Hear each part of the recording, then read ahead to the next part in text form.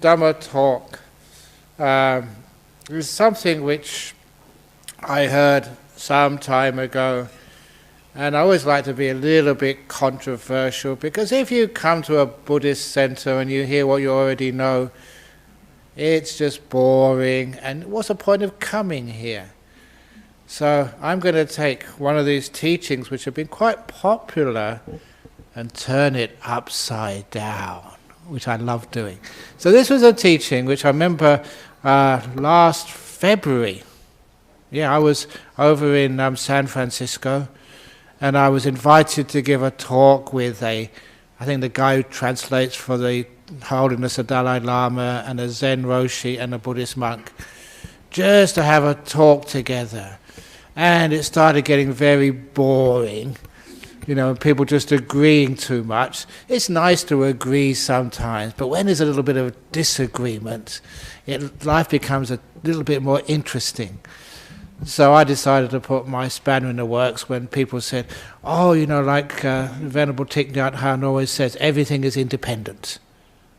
And I say, no way, it's not interdependent. And we had a nice discussion then, because that's something which has come about in Western Buddhism. Everything is interdependent. And I say, my goodness, if that's the case, we're in big trouble, which means that what you do affects me. Thank you very much. But that is not always a case. Sometimes things are interdependent. Sometimes they're not, thank goodness.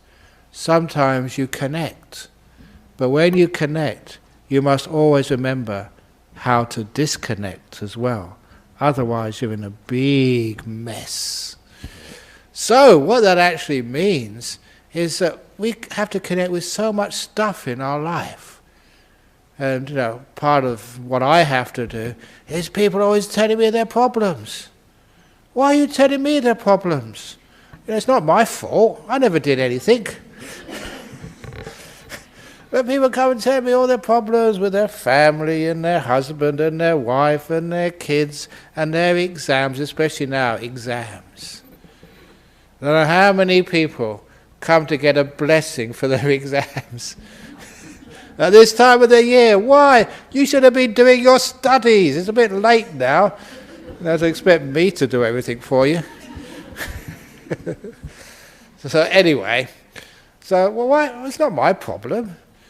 But every now and again you have to connect with people, and out of kindness, out of compassion, give them a boost of energy. Just, even if you haven't got any powers, convince them that you have. Fake it. Because the belief is really important. If you believe that, Ajahn Brahm's chanted for me, I'm going to do well, you get confidence and you do well. So that's, sometimes that's what really happens, confidence building. But so many people ask you to do all this stuff for them, and in the end, if you don't know how to disconnect, you carry all these people's problems around with you. And I do know many, many counselors. And some time ago, there was one of the early Buddhists who came here. It's a wonderful woman, and was always one of these women who had, she had a very nice family, nothing wrong with her, just successful in life, and she would listen to people's problems. And she ended up jumping off Garrett Road Bridge, found in the water, dead, suicided. And it was a terrible thing. That was about 25, 30 years ago. And when I heard that, I realized that, you can listen to other people's problems, connect with them. But if you don't know how to disconnect, you're going to be in big trouble. So how do you disconnect from other people's problems? Ajahn Chah's wonderful piece of advice, and I give this to you. If you haven't heard it before, please listen to it, remember it, and most important, practice it. Because he told me personally, he said, later on in your life, you're going to be a teacher, people are going to come up with all these problems they're going to ask you. You have to be compassionate and kind and accept people's problems. You've got to be a trash can, he said, or a dustbin, depending on what culture you come from. A trash can, a dustbin. People are going to put all their rubbish inside of you. But he said the trick is to be a rubbish bin or a trash can with a hole in the bottom. So you can receive everything, but you keep nothing. So it all goes through you. So as soon as one person has told you their problems, you are immediately empty for the next person to tell you their problems. You're never full. And after all those sessions are gone, you can walk up totally empty. You keep nothing, which is the wonderful way of disconnecting. But when I say disconnect, I don't mean you just disconnect right from the very beginning. I don't want to hear you. Just go away. It's not my problem. You made that mess. It's your karma, not my karma. Get out of here.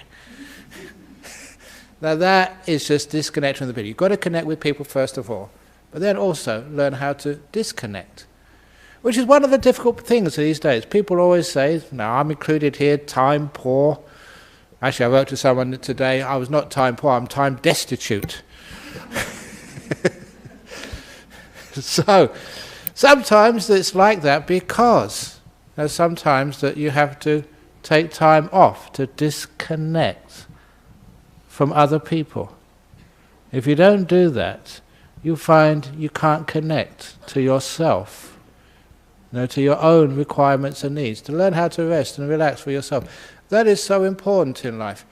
And if you don't have time for yourself, if you're always interconnected with other people, there's no downtime for you. There's no time to rest, relax. It's why that in monasticism, I always say that it's a balance which we try and perfect. The balance between service and I call solitude. And now that's not just for being a senior monk, this is or a nun, it's for each one of you to have time for yourself, as well as time for doing all of your duties, interconnected with your family, interconnected with your business, interconnected with your committee, Buddhist Society president. That's important. But you also have to have time when you disconnect. And just spend time by yourself. And a lot of the problems in our modern world, that you don't really need psychologists. Please excuse me, any psychologists here. You've already got too many people on your books, and all psychologists are stressed out, and they're actually quite happy that I tell people not to go to them because they've already got enough business. They want a bit of peace and quiet. It reminded me, I went to this Thai restaurant on Monday and gave them some chanting, and I said, do you really want me to actually do the chanting for you? He said, yes. And I was talking to the manager, and I said, do you realise what happens? I was banned from one Thai restaurant in the north of Perth. I was banned. They would never let me go there again to do any chanting. Because what happened after I went there the next week, they had so many customers that everyone was run off their feet. They were all stressed out, and all because of me. So they said, never again. I increased business too much. So I said, are you really sure you want me to do this special Buddhist chanting which gets more people into your door? I said, yes, we do. I said, other people get stressed out. I said, okay, I'm only the boss. That's all my workers will have to do the stressing out. All I do is count the money. That's not very compassionate. But anyhow, even so many people stressed out in today's world, always working too hard, always doing too much. And why is that? Because we don't have this wonderful time for ourselves, to be able to disconnect. But if you do have time for yourself, what do people do? They don't really disconnect. Physically they may disconnect, but mentally they're still worried about all these problems which they have. Their mind is like a rubbish bin. And it's true, we always keep the rubbish. We never keep the good stuff. Okay, it's 3 months since I last was really giving talks. One of my favourite stories. Here it comes again. Many of you heard it. If you haven't heard it, this is one of the best of stories. And it's I tell this so often when I'm in Serpentine, when people come for their problems, how to disconnect from their problems. The 2 chicken farmer story. If you haven't heard this before, this is one of the best. There are 2 chicken farmers. The first chicken farmer gets up early in the morning and he goes to the chicken shed to collect the produce from the night before. He takes a basket into the chicken shed. And he goes into the chicken shed and fills the whole basket full of chicken shit. And leaves the eggs in the shed to rot. And he brings the shit back into the house with him. It makes a big stink throughout the whole house. And the family are not very happy with him. That is what we call stupid chicken farmer. Chicken farmer number 2 goes into the shed and he fills the basket full of eggs. He leaves the shit in the shed to rot. It becomes valuable fertilizer later on, but you don't bring it into the house with you, do you? Of course not, that's bad. So he brings the eggs back into the house, makes a beautiful omelette for his family's breakfast, and sells the rest of the eggs in the market for cash. That is a smart chicken farmer. And what does that simile mean? It means when you remember all the things which happened last week, what do you put in your basket and bring home with you? You're all shit collectors, aren't you? You remember all the terrible things which happened. That's how you get done by the police for speeding. Your boss, really blasted you and said rotten things to you. And now your wife came late, your husband forgot to do things. That is what you remember and bring home with you. That's called shit collectors. So at the very least, disconnect from that stuff. And if you want to connect with anything, why not connect with all the beautiful things which happened in the last week? Collect the eggs. And then you make this beautiful omelette for your family. You can sell the rest of the eggs in the market for cash, for happiness, and for inspiration. And you have a much happier life. All sorts of things happened to me in the last week. Stupid things. Just have one of our monks, just came from Thailand for a visit. He was only here for 4 or 5 hours, and then you had to take him to hospital. He's really sick. I don't know why they let him come from Thailand on the plane. So there's lots more problems and worries and troubles. But I'm not going to remember that. One of the wonderful things which happened last week, which I'm sharing with you, is connect and disconnect. We've got this incredible, wonderful connection with the monks at New Norcia. So every year they come and visit us, and every year we go and visit them. So we went up there yesterday afternoon. Spent the whole afternoon, with the new abbot John, and who else was there? Bernard, and Anthony, and Michael, and good old Dom Chris. These are people I've known for it's over 25 years or 30 years we've been going up and hanging out together. So what do you do there? We talk. What about? Monkey business. What do you expect? And it's wonderful just because when we go and see them, they can actually give us a different perspective, on what they're doing. And we give them a different perspective on what they're doing. And it's just such mutually beneficial. And of course, what do we focus on? Every now and again we focus on what separates us, which is important to do, so we can actually learn different perspectives. A lot of times, there's so much which we share in common, so we have a beautiful, beautiful time together. So that's one of the wonderful things we do. And also, isn't it an inspiring thing? Many people go to their religions and they say, we're the best. Don't go to those other mob. It's just sometimes it's like football teams, like here in Western Australia. Fremantle, Dockers and the West Coast Eagles, which is the best? And of course, okay, on the field you may argue and play and just fight for each other, but afterwards they're best of friends. Isn't it wonderful that religions can be the same? Be the best of friends. That's actually quite inspiring to actually just see that.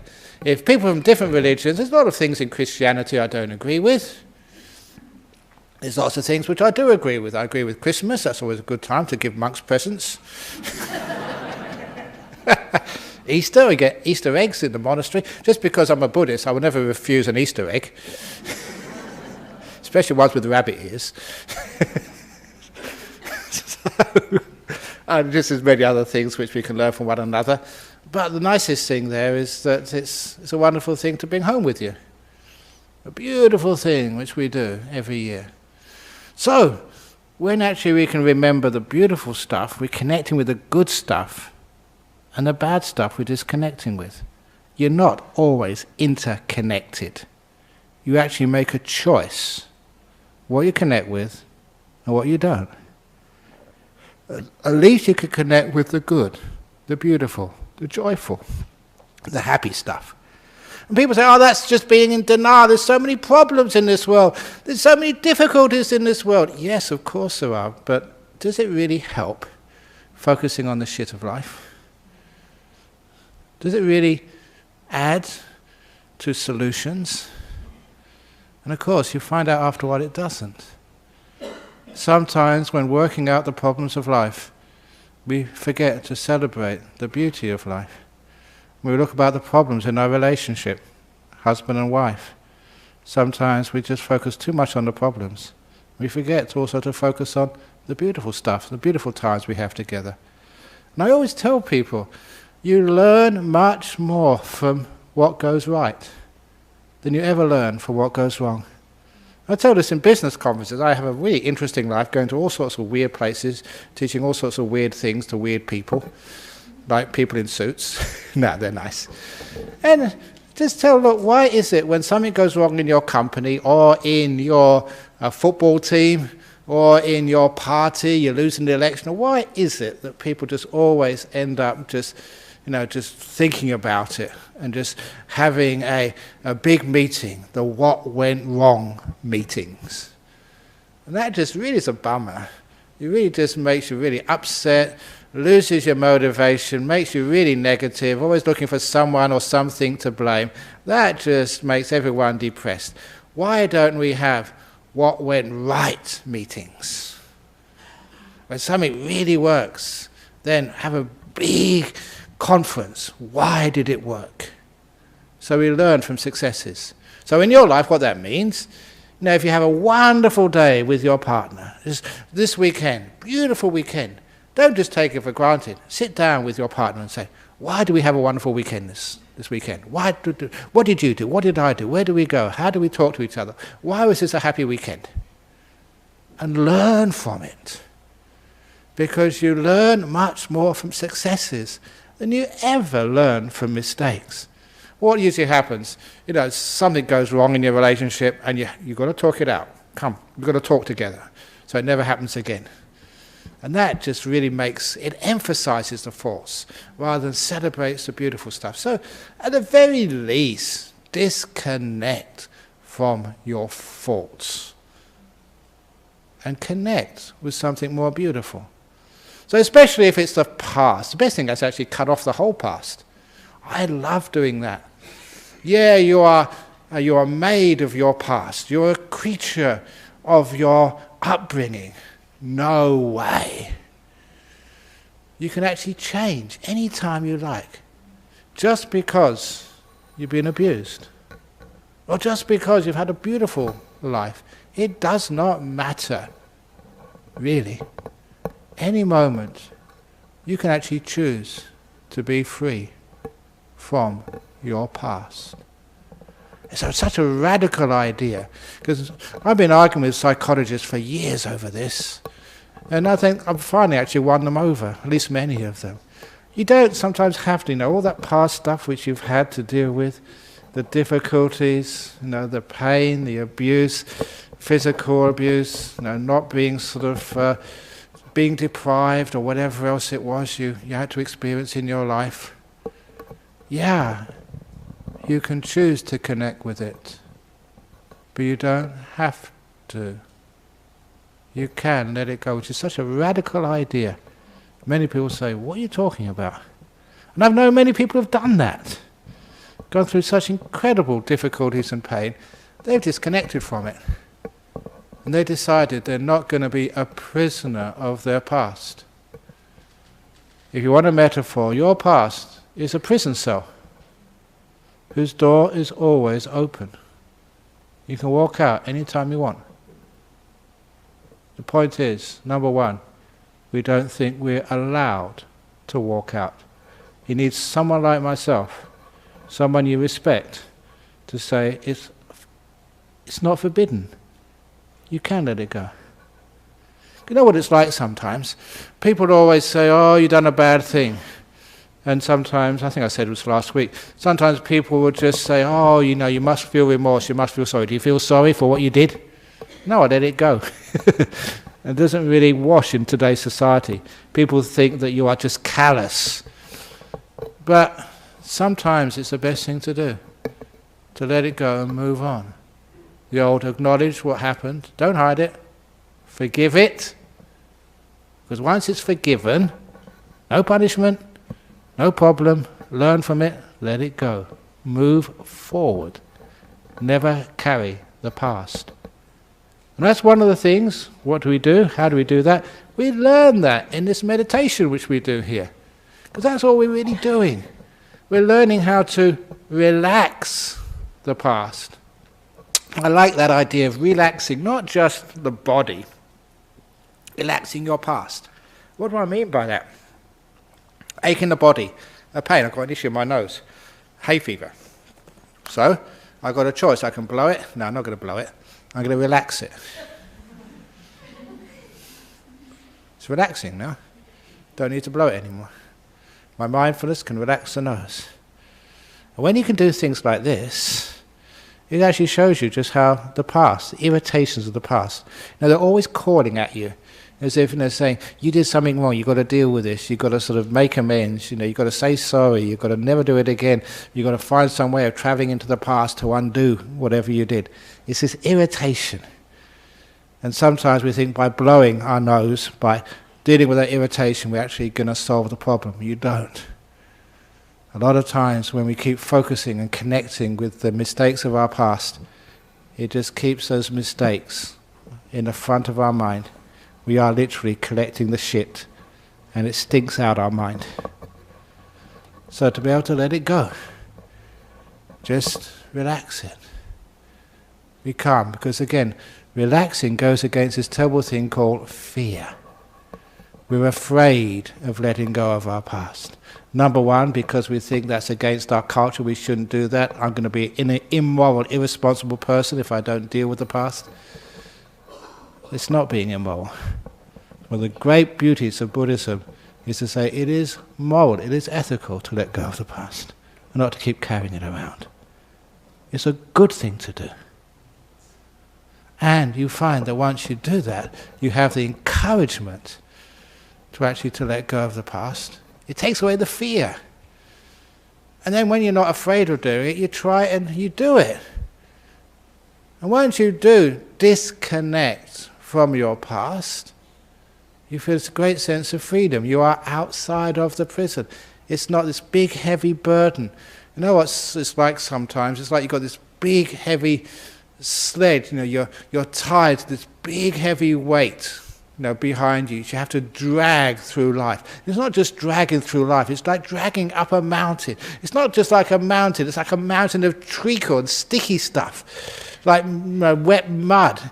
And it's just so hard to keep dragging yourself up this mountain of life, carrying this big heavy load on your back. And that's what life is like for many people. The past and all the stuff which happened. Imagine that you could just let go of that heavy load. You can just dance up the mountain, so light, so free. You are disconnected from your past and free to enjoy your present. So often people have these amazing opportunities, but they can't enjoy and take hold of them. They're still imprisoned by what happened to them. This is called disconnecting from the past. You're not just connected to your past.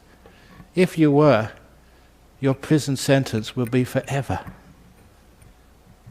I know sometimes people say, people need to be punished. Look, I know enough about psychology, I know enough about human beings and the mind.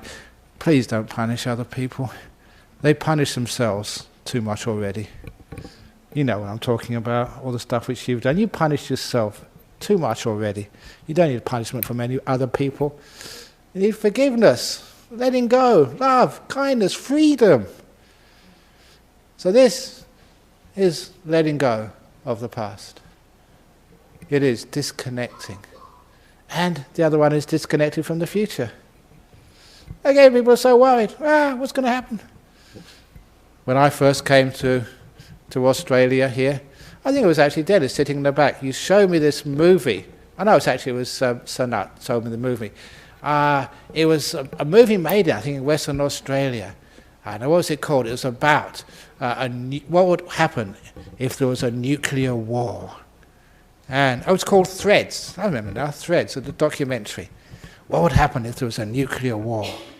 And what would get bombed first of all? Garden Island, Pierce Air Force Base, Bodhinyana Monastery, they would bomb us. And then what would happen next? And it just gave you so much fear, because for those of you my age, that was actually quite a possibility. The whole world destroyed by a nuclear war. It never happened. But there was so much fear going on at the time. And people had their own nuclear bunkers, just in case. Fear ruled the world, as it does even these days too. And because of the fear of the future, a lot of times I know by psychology that whatever you're afraid will happen, usually you make happen. Is the fear creates that future. And when people have negative fears, we are creating a negative world. It's not just science, the mind, human beings. We are part of nature and we affect the future. And I don't mean just looking out for climate change. Fear sometimes makes these things happen, much more than the things themselves. What is it that I remember reading from Edgar Allan Poe, The Mask of the Red Death? Those are the sorts of books I liked to read when I was young. But I remember in that little book by Edgar Allan Poe that he said something very, very wise, because they had all these plagues in Europe, 1600 years ago, and they actually wiped out half of the population. Literally, the whole of Europe, was devastated, by the plague, and also Asia as well. Like half of the people here dead, of all people. Imagine that. That was just really a Holocaust. And they had this image of these. They always thought, because of the spirituality of the time, was caused by devils or demons, interacting with human beings. And they had this meeting of these demons in a forest somewhere in France. And one of them just come from Berlin and said, I killed 2,000 in Berlin. And one from London said, I killed 3,000. One from Brussels said, I killed 4,000. And one from one of these European cities said something which really hit me. He said, I only killed 500. And fear killed the other 5,000. And I thought, wow, now that person who wrote that had understood a lot about epidemics. Fear of the future. And please, honestly, if you're having something like a relationship with somebody and you're afraid that the relationship's not going to last, you destroy it with your fear. If you've got a body and you're afraid it's going to get sick, you make it sick with your fear. If you've got a job, a really nice job, you're afraid you're going to lose the job, your fear will destroy the job. So fear is one of the worst things in the world, which creates what we're most afraid of. That negativity, which is one of the reasons why I'm saying, please disconnect from the future. And the future can be anything you like. And actually, by disconnecting and not worrying about it, you're actually doing sometimes the very best. Obviously, you don't disconnect all the time, but at least have some time when you're not so worried about what's going to happen next. Because then you can enjoy this moment. And as I said during the meditation, it's a very simple but powerful insight. Now is where your future is being made. This moment is the only time you'll ever have for your future. So when you go worrying about what's going to happen tomorrow, you're actually neglecting the very place right now where your future is being made. I know it's so nice to disconnect. I know I have lots of things to worry about. I've got so many monasteries which depend upon me now. There's so many things you've got to worry about in the past. Sometimes people don't understand what it's like being a monk. You think you just sit up here and you give a talk and then you spend the rest of the week in your cave enjoying things, people feed you, no worries, nothing to do, oh it's so nice, yeah, sure. Just to emphasize this, I was in Singapore for some anniversary talk for about 2,000 or 3,000 people in the evening, and at the end of my talk, question time. This young guy came up to the microphone and said, "It's all right for you to teach like this. You don't live in the real world." He said, "I'm in IT, I've been working all day. Yeah, it's okay for you as a monk to say all this stuff, but it doesn't work in the real world." That's what he said to me. And I got on the microphone back and said, "I'm not going to accept that." He said, "I told him what I was doing. Getting up 4 o'clock in the morning. Actually, I didn't get up at 4 o'clock this morning, I got up at 3 o'clock. Sometimes I get up early.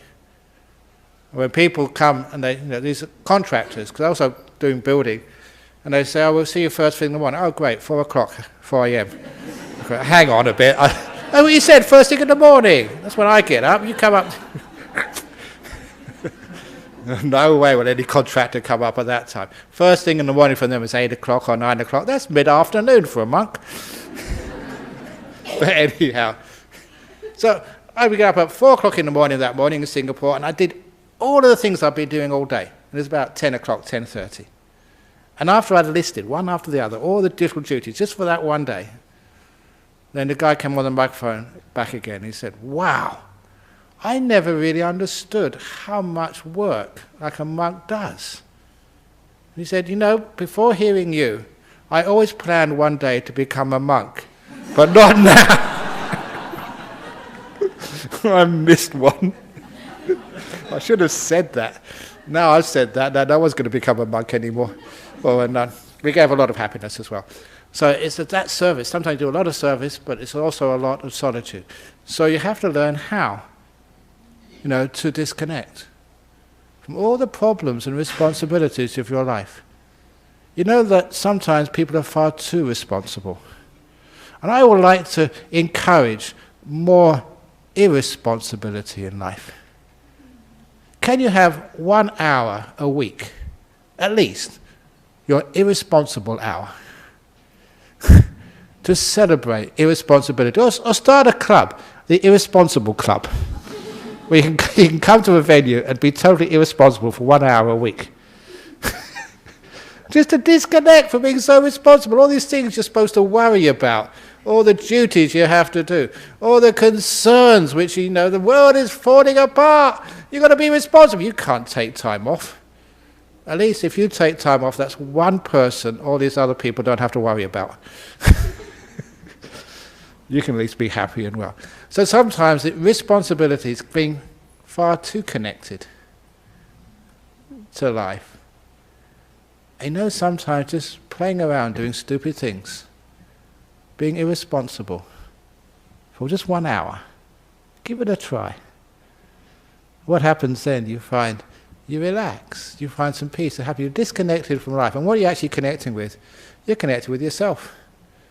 Because being responsible is actually following what other people tell you you're supposed to do, what you're supposed to be, what a real monk is supposed to be, what a real teacher is supposed to be, what a real holy man is supposed to be.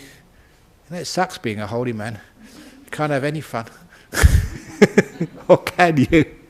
It's people's idea of what a holy man is. And I keep telling people anyway, I'm only 65. And life doesn't begin for a holy man until you're at least 70. So anyway, give me another 5 years to be holy. So anyway, in the meantime, sometimes a bit of irresponsibility, a bit of play. What happens when you have that irresponsibility and play? You're actually connecting with yourself. You're connecting with fun and joy. Actually, the subject of our conversation with the Benedictine monks at New Norcia yesterday was on self-love, on the importance to love yourself. But one of the points I made up, I said, okay, we talk about love and being kind to one another, but what about the important part of love called joy and fun? Why is it that in relationships, I read books, I look at newspapers, and why is it that sometimes relationships end because the fun has gone out of the relationship? Sometimes they say that. They don't say we don't love each other anymore. They say the fun has gone out, the joy, the spontaneity, the irresponsibility.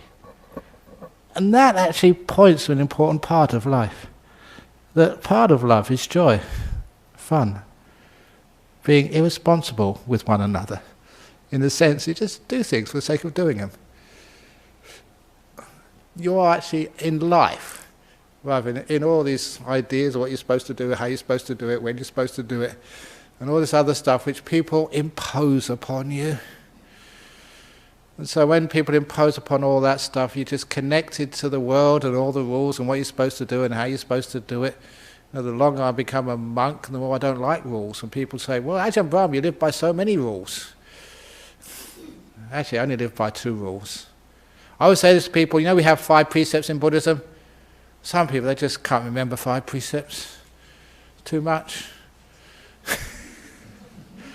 This happened in Thailand. There's many places are like this.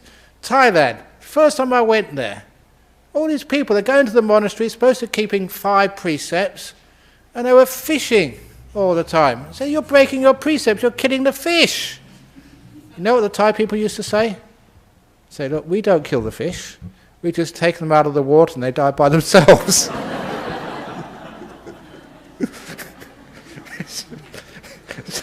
It's amazing what excuses you can make. So you set up rules and people find some way of finding a loophole around them. Even something like the 5 precepts, I have lawyers trying to find out loopholes for you.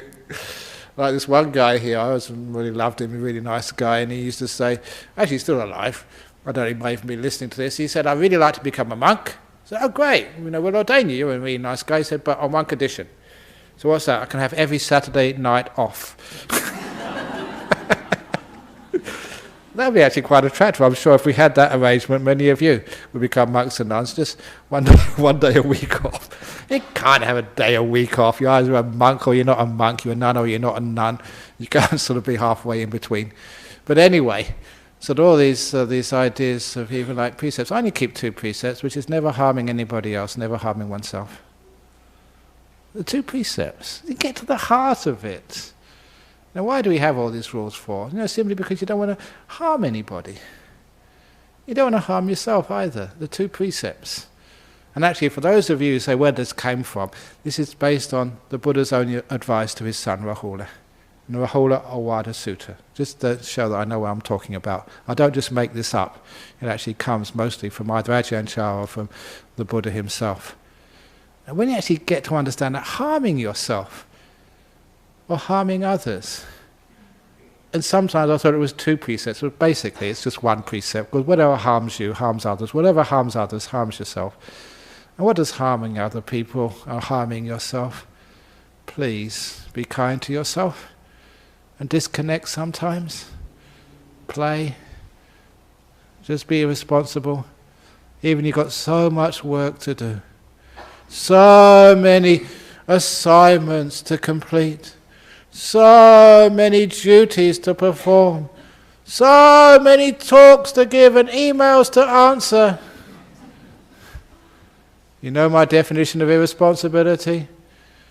It is never do today what you can put off until tomorrow because you might die tonight. But actually, you can see when you contemplate that, that's actually true. And imagine just answering all your emails, washing all your dishes, getting everything done, being a really goody. Everybody likes you because you do everything just in time, and you're never late, and you always go on time, and you do everything, and then you die. What's the point of that? So for goodness sake, life is not just about pleasing others. Is it? Pleasing your husband, pleasing your wife, pleasing your kids, pleasing your parents, pleasing your monk, pleasing... You've got so many people you have to please these days. Pleasing the government, pleasing the tax office, pleasing... So many people you have to please. Pleasing the environmental people, pleasing the treasurer by putting in your taxes. So many people got the pressure on you. Do you ever feel like you're in prison? Sometimes it comes a time, oh, to hell with all of that. I'm going to be irresponsible. I'm going to actually just to be with myself, be kind to myself, give myself some time, even though I've got so much work to do, even there's so many things which I should be doing, yeah, I'll do it tomorrow. I often do that, and I never regret it. You find a lot of the stuff which you should be doing, you didn't really need to do it anyway. And after a while, because you're irresponsible, people actually stop giving you jobs to do. So it's win-win both ways. I shouldn't say that because we're trying to get a committee for next year and being irresponsible. So when you're on the committee, you actually learn how to be irresponsible. So this is learning how to disconnect sometimes. Because when you disconnect from the world and others, we're so connected to that world we can't really let go. We can't just be with ourselves and just be with this moment and be still. There's always so much to do. And you never calm down this active mind by getting everything done first. People always have these lists. Get it out of the way. And I was actually quite surprised. I see this thing, the last 5 or 6 years, people have these things called bucket lists. Things to do. I don't know why they call it a bucket list. I reckon it's because things to do before they kick the bucket. Is that right? That's right, is it? Okay. I got it right. Amazing. So, all these things they have to do. So it's just more things to do. No wonder it kills them.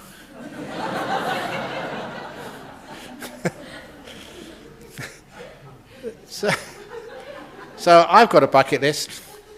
My first thing to do on my bucket list is no more bucket lists. Put that one up there first of all. So that way you can actually learn how to disconnect and not be a doer, but I always say a beer. People like beers in Australia. And I like beer as well, to be a beer, not a doer. So I'm all into beer. Become a beer instead of a doer. So anyway, that's why, again, I mentioned this in one of my books recently. I travel around the world a lot. I've been to many countries. I've been to so many huge cities. And every place I go, it's very rare that I ever see a human being. So few human beings in our world. Even here in Perth, so few human beings. There's a lot of human doings, a lot of humans going somewhere, but very few actually being here. So are you a human being or a human going? You're always going somewhere, doing something. You're never here. So no wonder you get stressed out. So disconnect, please, and just be. What should I be? Whatever you like. Be irresponsible. Just be irresponsible and just be here. See what happens. Take off all the bucket lists. Have you got lists of things you have to do this weekend?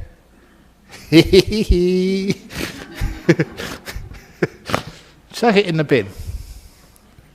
Really, I'm challenging you. All your lists of stuff you're supposed to do, throw it away. And if people say, well, you're supposed to come to my house, you're supposed to do this. I say, Ajahn Brahm told me. Blame me, I don't mind. Because I'm a rubbish bin. So you can blame me, I'll accept everything, all the blame, but it goes straight out afterwards. I've got this big hole in the bottom. It goes straight through. I'm not going to worry about what you say about me. So, but it's great for you. How many weekends can you have for yourself? Can you have just to be? Can you disconnect? Look, quite frankly, all of you, you serve so much. You do so much for others. You really give. But how many times can you actually give to yourself? And just be. That will help health, emotional problems, difficulties, when you can just stop and just be, and be still, disconnect. Then when you do connect again afterwards, you connect with perspective, with energy, with love. And the other part of love, with joy too. How many joyful people do you know? Why? Because they're just running around too much. They've got no time for joy. That joy, that's in the bottom of my bucket list. I get all these other things out of the way first of all. Joy last of all somewhere. If you even put it on the bucket list. So if you actually put that as a priority, disconnect for a little while. So you're not always connected. The idea of interconnectedness, you can if you want, you don't if you don't have to. You can just let go. As the Buddha said, to be an island to yourself. Now that is where I say the interconnectedness is confounded by the Buddha's own famous saying. Be an island unto oneself. Rest, relax, just be. And then you can go out into the world and connect and build bridges with other people. But if you haven't got a safe island, you don't know how to be an island to yourself, you'll never ever be able to make bridges with others. Why? Because you're too tired. You're too exhausted. You just don't have any joy left.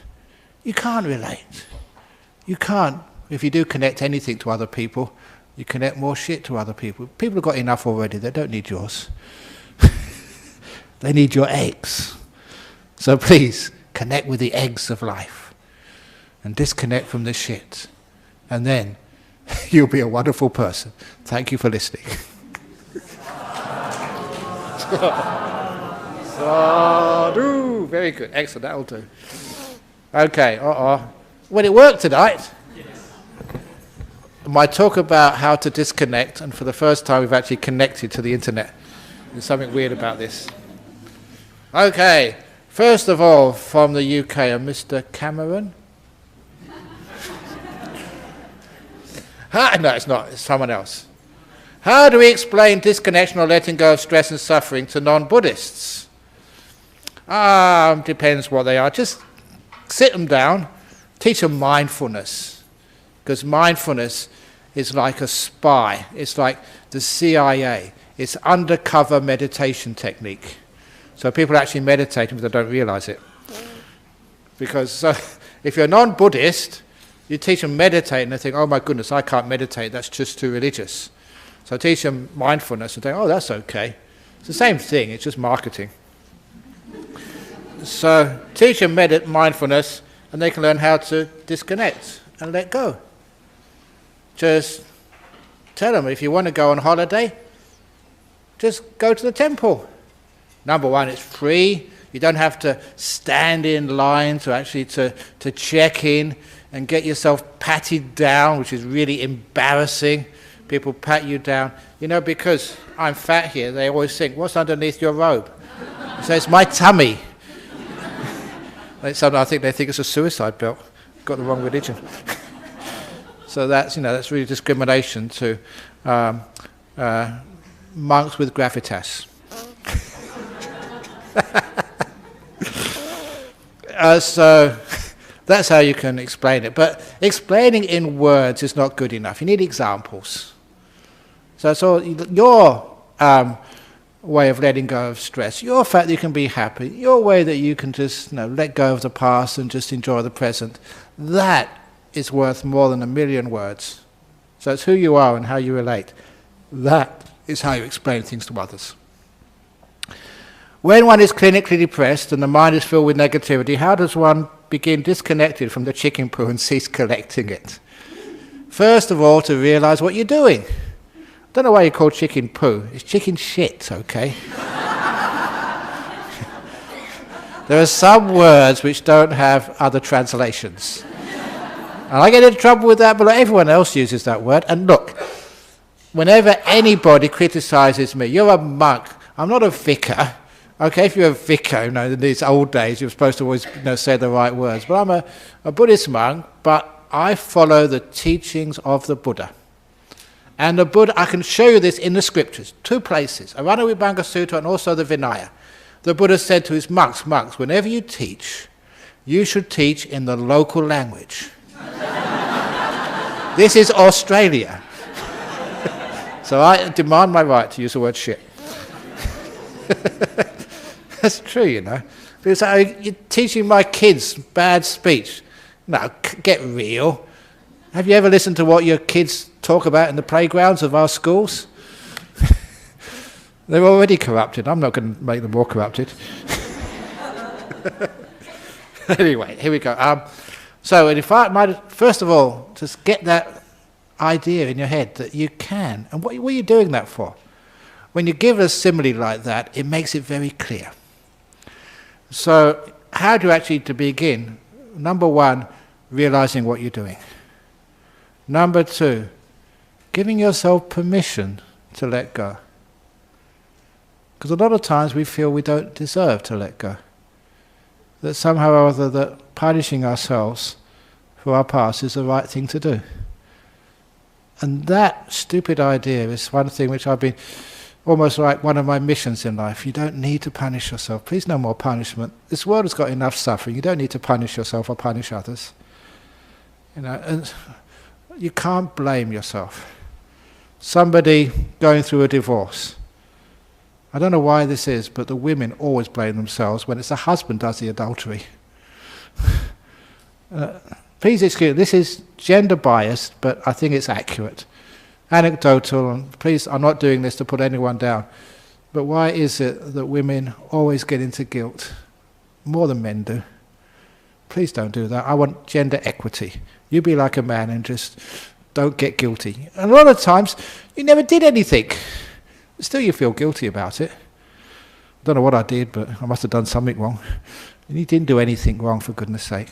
So first of all, don't get into the punishment business. And then, you have all these wonderful ways of learning how to let go. But just saying these things, again, is not good enough, because sometimes we need to do something much more than that. That's why we have ceremonies.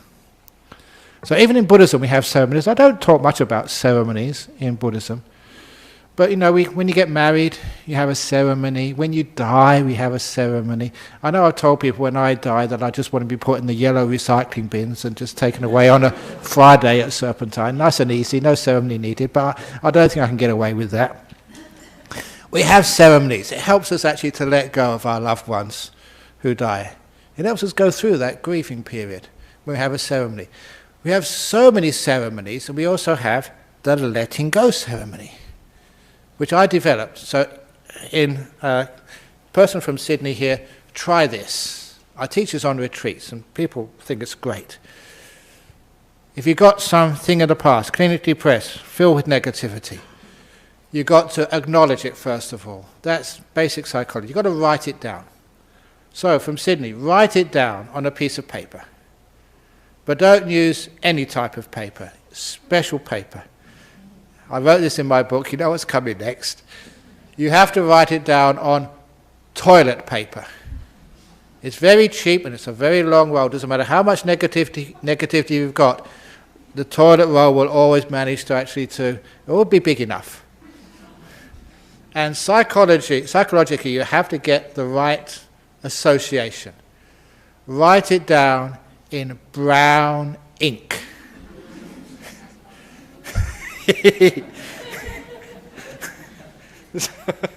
So all your negativity, all the bad things which have happened to you, the bad things which you've done, all the terrible stuff, write it down on a piece of paper, toilet paper in brown ink. Write the whole lot, the whole toilet roll, I don't care.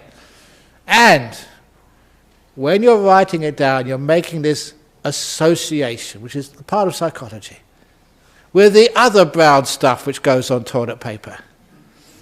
Because it is shit you're carrying around with you, all the negative stuff. When you write it down in brown ink on toilet paper, the mind actually realizes, this is shit I'm carrying around with me. And if you've even got a tiny bit of brown stuff on toilet paper, how many of you Even though you may be a member of Greenpeace, you may be a member of the World Wildlife. How many of you reuse your toilet paper? You know it's got two sides.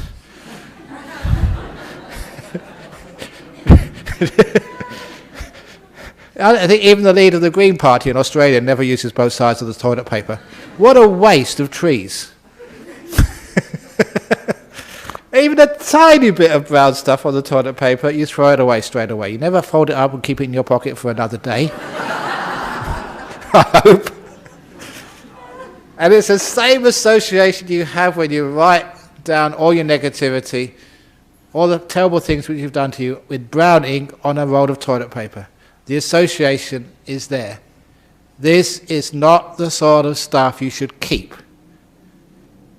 So having written it down, then you do the letting go ceremony. You take it to this magical shrine where you spend a lot of your life sitting down contemplating the meaning of life. The toilet! And when you're in the cubicle, you have to read it again first of all to make the association. Terrible things would happen to you. And then you put it in the bowl. And then you don't need to do any chanting. The chanting is done automatically. You press the holy button called the letting go button. And when you press that letting go button, all the water comes out. And the toilet paper containing all the negativity of your past goes round the bend into the sewers where it belongs. People have done that, but please don't do that at this centre. We have enough trouble with our plumbing as it is. We don't want it all to be blocked. Do it in your own home. Or government toilets. I shouldn't say things like that. But that actually ceremony, I taught that in Sydney years ago to a psychology conference. You know, they all wrote it down. They steal all my best ideas. And they don't give me any recognition, certainly no sort of, what's it called, royalties. My idea. But try it. Honestly, put your bad ideas on a piece of toilet paper. Brown ink, has to be brown ink. You know, dark brown, not light brown. Make the association and then flash it away. It works. At least it helps, you know, with the letting go. Because just saying let go is not enough. You've got to do something. Last from France. Doesn't the teaching of no self precisely mean that in the deeper sense we are interconnected and that it cannot be otherwise since we don't have any permanent independent self? The teaching of non-self means that the whole thing can stop. The whole idea of full enlightenment is being totally disconnected.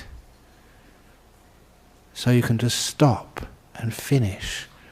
The teaching of non-self, this is someone from France, does not precisely mean in the deepest sense we are unconnected. In the deepest sense, it means that we disconnect.